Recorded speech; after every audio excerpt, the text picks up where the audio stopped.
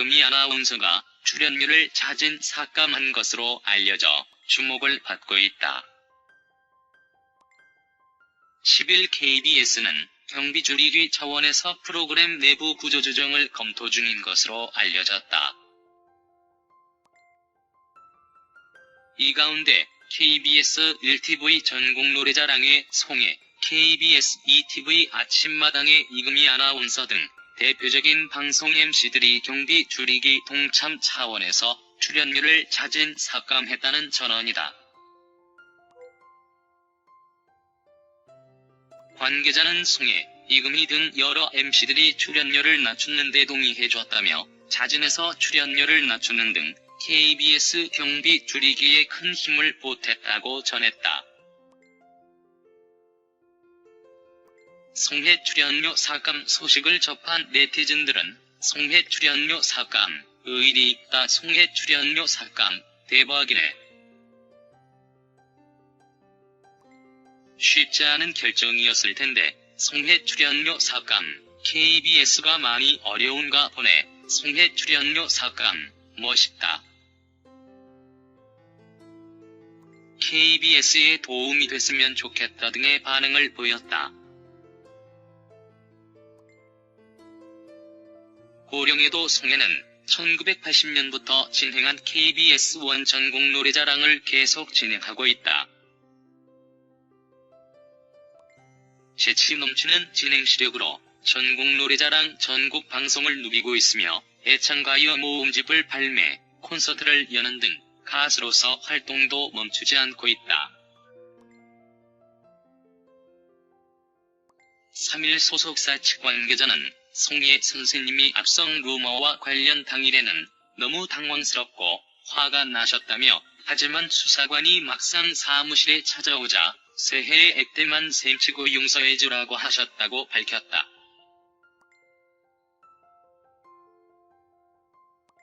그러면서 아마도 누군가가 실수로 저지른 일이라고 만류하셨다고 덧붙였다. 흉흉한 현 시국에서 고소까지 하는 건 옳지 않다고 판단한 것이다. 이는 송혜 선생님의 넓은 아량을 엿볼 수 있는 대목이다. 앞서 지난달 30일 각종 온라인 커뮤니티와 SNS상에서는 송혜 선생님이 사망했다는 루머가 확산돼 사이버 수사대에 수사를 의뢰하겠다고 밝힌 바 있다. 현재 송혜 선생님은 건강에 이상이 없으며 오는 6일 강원도 홍천으로 떠나 7일 예정된 KBS 1TV 전국노래자랑 공개 녹화 일정을 소화할 예정인 것으로 전해졌다. 현재 송혜와 유족들은 비통함 속에 빈소를 지키고 있다. 장례식장은 강남 세브란스에 마련됐으며 상주는 송숙경 씨다. 한편 송혜는 지난 2015년 방송된 KBS 2TV 나를 돌아봐에서 송혜는 부인 서곡이 씨가 결혼 63년 만에 결혼식을 치러지는 장면이 그려졌다. 아내 성여사와 결혼식을 올린 송혜는 천천히 걸어오라고 말하며 부인 손을 꼭 잡았고 둘은 눈물을 참지 못하며 벅찬 감동을 자아냈었다. 과거 방송된 종합편성 채널 MBN 아주 궁금한 이야기 골드싱글 스타의 비밀편에서 윤영미 아나운서는 이금희가 자서전을 통해 밝힌 연애사에 대해 자세히 이야기한 바가 있습니다. 이금희는 지난 1999년 낸 자서전에서 선배 아나운서를 짝사랑했다고 고백했을 뿐이다. 이금희 짝사랑하던 선배 아나운서는 당시 미국 유학 중인 여자친구와 교제 중이었다고 합니다.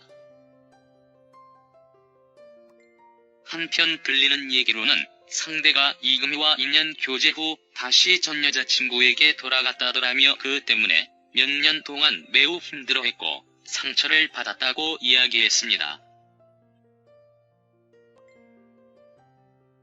프로그램의 새로운 변화를 추구하고 급변하는 대내외 방송 환경에 발맞춰 내부 아나운서 인력을 최대한 활용하기 위함이라고 이금희 아나운서의 하차 이유를 밝혔다. 처음 만난 이금희 아나운서. 보내놓고 나니 금세 다시 보고 싶어진다. 마음이 텅 빈 듯 허전하다. 여전히 일정이 바쁜 이금희 씨. 이금희 씨의 자동차가 싱싱 달리고 있을 북쪽 방향을 바라본다. 하지만 우리에겐 희망이 있다.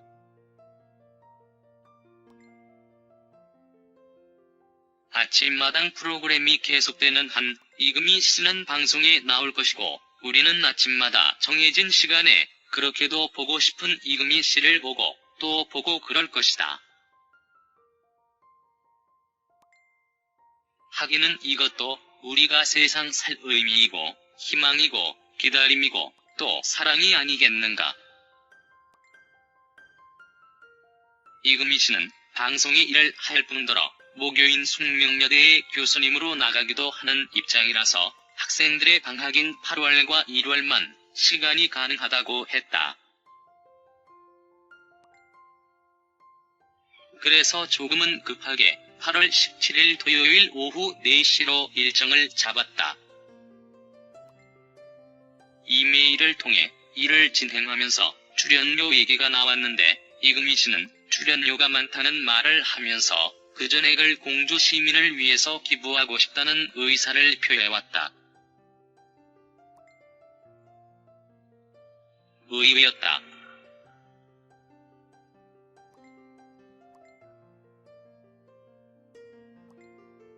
와주는 것만도 고마운데 그럴 수 없노라. 다시 이메일을 보냈을 때 무조건 나한테 그 돈의 사용을 일임할 테니 고민 좀 해달라는 주문을 해왔다. 내심 난감했다.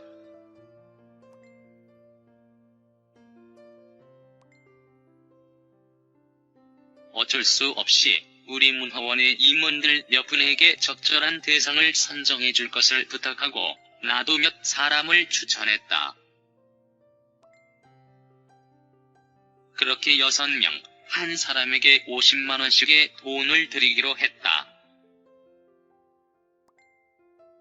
행사는 토크쇼 형식.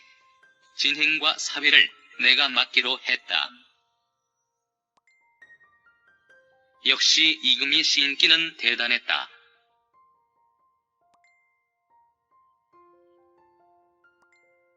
크게 홍보하지도 않았는데 예정 시간보다 훨씬 앞서서 속속 청중들이 도착, 공주문예회관 소공연장의 180석 의자가 만석이 되어버렸다.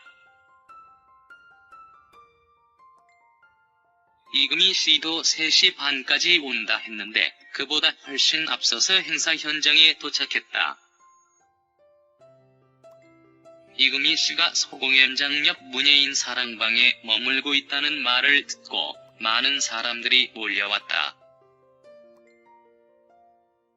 그들은 모두가 오래전부터 알고 있던 사람, 보고 싶었던 가족이나 친구를 만나는 것처럼 반가워했고 이금희 씨는 또 그들을 만나 스스럼 없이 손을 잡아주고 사진기 앞에 포즈를 취해주었다. 우리는 모두가 조금쯤 흥분이 되어 있었다.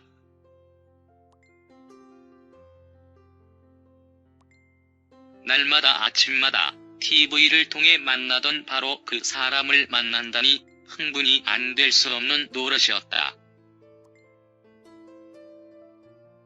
이런 흥분된 마음으로 토크쇼가 진행되었다.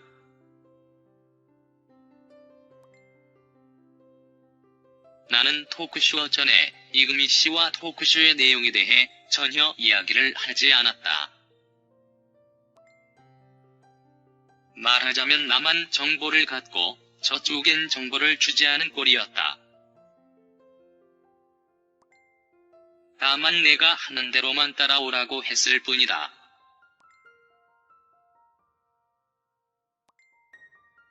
그런데도 이금희 씨는 한마디도 불평하지 않았다. 사람이 참 순둥이라는 생각도 들었고 상대방을 잘 믿어주는 사람이란 생각도 들었다.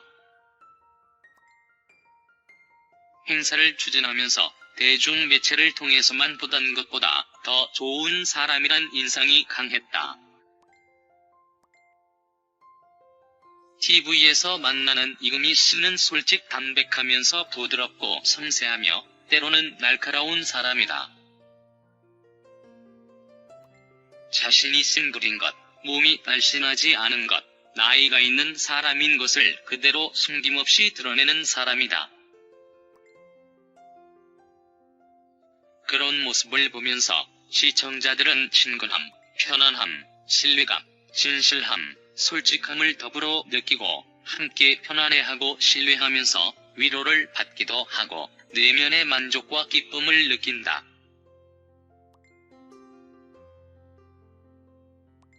행복을 느낀다. 그런 점에서 이금희 씨가 주는 치유의 힘은 대단한 것이다. 이제는 그 자신 고급 문화 브랜드다.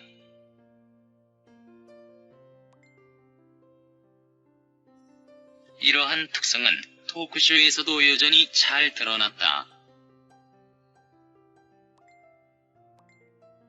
자신의 것이라도 무엇 하나 숨기거나 색칠하거나 바꾸려 하지 않았다. 그런 점에서 청중들은 특별한 감동을 받고 있었다.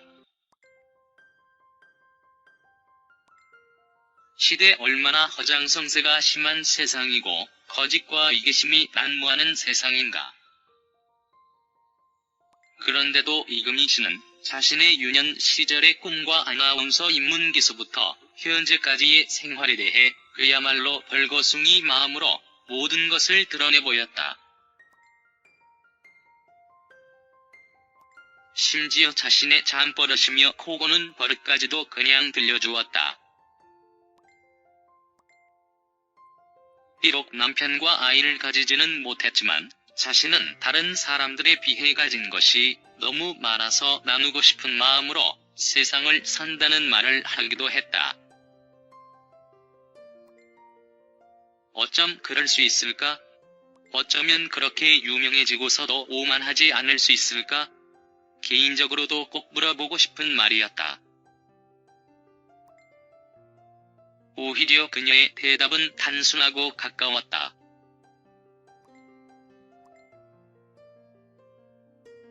아침마당 방송을 하다 보면 천차만별의 사람들을 만나게 되는데